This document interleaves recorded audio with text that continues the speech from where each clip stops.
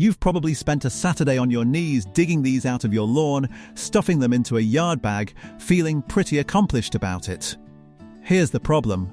At least 6 of the weeds people rip out every spring are quietly doing the grass a favor, and one of them is something your grandparents actually paid extra to have in their yard. One of them pulls nutrients up from 2 feet down and loosens the packed dirt your mower's been compacting for years. Another stays green in late August when your real grass has gone brown and crispy. The lawn care industry spent decades training you to kill these on site.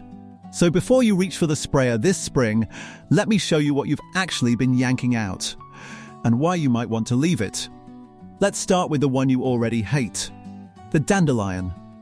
The name comes from the French dent de lion, lion's tooth, for those jagged leaves, and underneath those leaves is the whole reason it's worth a second look.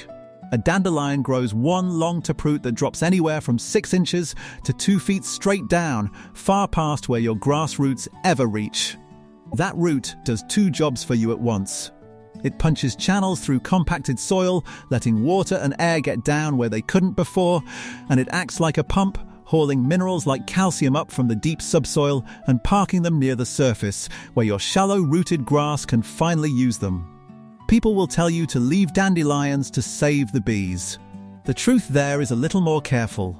Researchers actually argue about how good dandelion pollen is for bees nutritionally, but they bloom early in that raw cold window when almost nothing else is open, so to a hungry bee waking up in March, a dandelion field is one of the only diners in town. And here's the thing most people miss.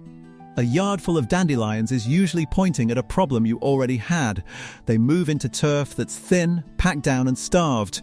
Spraying them treats the rash and ignores the infection. Because right next to that dandelion, flattened into the dirt where everybody steps, is plantain. Not the banana. The lawn weed with the wide oval leaves and those little green seed spikes sticking up. People have called this one nature's band-aid for about 2,000 years. A Greek physician wrote it down in the 1st century.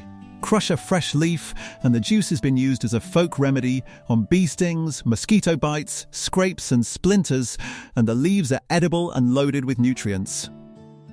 I'll be straight with you, the modern science on the medicinal claims is still early, but the tradition behind it is ancient and real.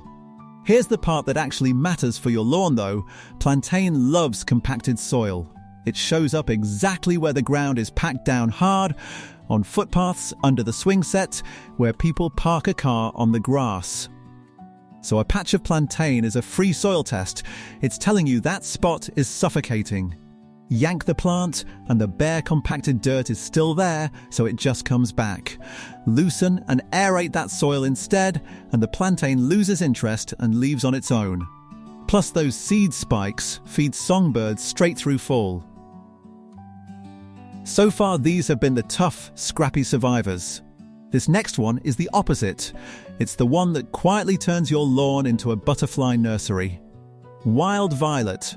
Heart-shaped leaves, little purple flowers, and it tends to show up in the damp, shady corners where your grass always thins out and gives up anyway. That's its first gift. It covers the spots your turf refuses to hold. But the real reason to keep it is the butterflies, and this surprised me when I first read it. A whole group of butterflies called fritillaries, the big orange and black ones you see drifting around in midsummer, depend on violets the exact same way monarchs depend on milkweed. The Xerces Society, which is about as serious as pollinator science gets, says it flat out. No violets, no fritillaries. The females lay their eggs near violet plants, and the caterpillars will eat the leaves of nothing else. Roughly 30 species of fritillary rely on them. There's even a native bee, Andrena violae, that visits basically only violets and nothing else. To be precise about it, the adult butterflies barely sip from violets at all. The plant's real job is being the host, the nursery the next generation has to grow up on. Pull every violet out of your neighborhood and you quietly erase the next year's butterflies. Now, fair warning, violets spread and they're stubborn, so if you're chasing a flawless putting green look, they'll drive you up the wall. But if you trade a few purple flecks in the grass for orange butterflies in July, that's the actual deal on the table. Now here's where it gets interesting, because a university went looking for the best of these plants on purpose.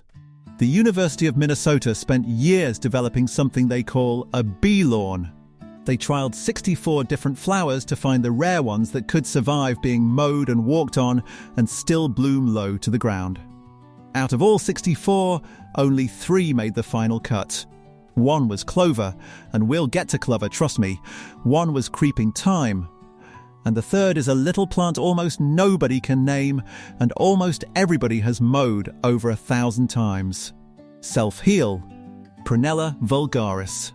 It's in the mint family, low to the ground, with small purple flower spikes that bloom from June clear into fall. Here's why it earned its spot on a turf scientist's shortlist. It's native, it completely shrugs off the mower, and it's a magnet for native bees specifically. When the Minnesota team sat and watched who actually landed on it, about 95% of the visitors to Self-Heal were native bees, the wild solitary ones that do most of the real pollinating and that are crashing the hardest right now. So nobody's grudgingly tolerating this one. A natural turf science lab went out, tested it, and recommended you add it. It feeds the insects your tomatoes and your apple tree quietly depend on. And it asks you for absolutely nothing. And if Self-Heal is the one the scientists picked for the bees, this next one is the one they picked for the part of summer that kills most lawns. Picture your yard in late August. 3 weeks with no real rain, and the grass goes pale, then tan, then crunchy under your feet. Yarrow doesn't. Yarrow, Achillea millefolium, with those soft feathery leaves, just stays green right through it. Oregon State's turf program ran eco-lawn trials for years, and their specialists straight up called yarrow the star of the show in summer. The plant that held its dark green colour while the bluegrass all around it went dormant and brown. The reason is underground. Yarrow runs deeper, tougher roots that reach moisture your grass can't touch, and it creeps sideways through underground stems to knit a dense, soft mat. It takes mowing without complaint, and worked into a lawn it can drop your water bill to a fraction of what a thirsty bluegrass yard demands. Now I'll give you the real catch, because the lawn folks watching will know it. Yarrow is a spreader.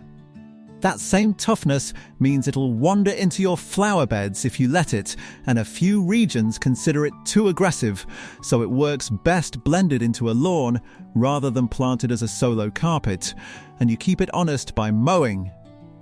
But for anyone tired of watching their lawn die every single July, a little yarrow in the mix is basically drought insurance you plant one time.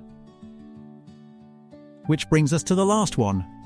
The most useful weed on this entire list, and the only one here that didn't become a weed by accident. Somebody made it one, on purpose. White clover. Trifolium repens. Start with what it does, because it might be the best deal in your whole yard.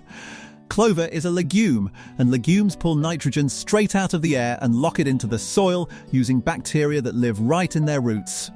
Nitrogen is the exact thing you're paying for in that bag of fertilizer. A clover lawn just makes its own, somewhere around 1 to 2 pounds per 1,000 square feet every year, feeding itself and the grass around it for free. It also stays green in a drought, it's soft on bare feet, and its flowers feed a huge range of bees. One survey counted 55 species of bee on white clover alone. So far, so good. Here's the part that got left out of the story. Until the 1950s, clover was not a weed, it was a selling point. It came standard in nearly every bag of lawn seed you could buy. And a mix was judged to be higher quality the more clover it had in it. Then, after the war, the chemical companies rolled out the first broadleaf weed killers, 2,4-D and the rest. Those sprays were built to wipe out dandelions. The catch is that they killed clover just as dead. So rather than admit the new miracle product was murdering a plant everybody actually wanted, the marketing simply went the other way. Clover got rebranded. Almost overnight, the thing your grandparents were proud of turned into a weed you were supposed to feel embarrassed about. And you don't have to take my word for any of this. One of the men who helped invent 2,4-D wrote, back in 1957, that he could still remember when lawn mixes were rated by how much clover seed they contained. and the more, the better. He watched the whole thing flip. The free fertilizer in your yard got reclassified as a problem, so somebody could sell you the bag of nitrogen it was already making for nothing. And that's really the trick behind every plant on this list. A weed isn't a category nature recognizes, it's just a plant growing somewhere a human decided it shouldn't. But here's the part that should actually change what you do this weekend. Most of these only move in when your grass is already struggling. Dandelions and plantains show up in soil that's compacted and starved. The herbicide you spray does nothing about why they came, so they march right back, and the bare patches they leave behind get colonized by something even worse. Meanwhile, the clover that would have fed your lawn for free, the yarrow that would have kept it green through the drought, the violets that would have filled the shade, all the stuff that quietly makes a lawn tougher, you've been paying money to remove. So if you take one thing from this, take this. Next spring, before you spend another Saturday and another $40 on Weed Killer, walk your yard and actually look at what's growing. Some of it is on your side. Subscribe if you want the follow-up, because the next thing worth knowing is which of these you can plant on purpose and how to overseed them in without wrecking the grass you've got. But here's the real tension. A clover and violet lawn feeds the bees and waters itself. But it will never look like that flawless green carpet on the front of the bag. A pure grass lawn looks perfect and does almost nothing for anything alive, and it costs you every weekend of the summer to keep it that way. So I'm curious where you actually land. If you've got one of these growing in your yard right now, are you pulling it or are you letting it stay? Tell me which weed it is and which way you're leaning.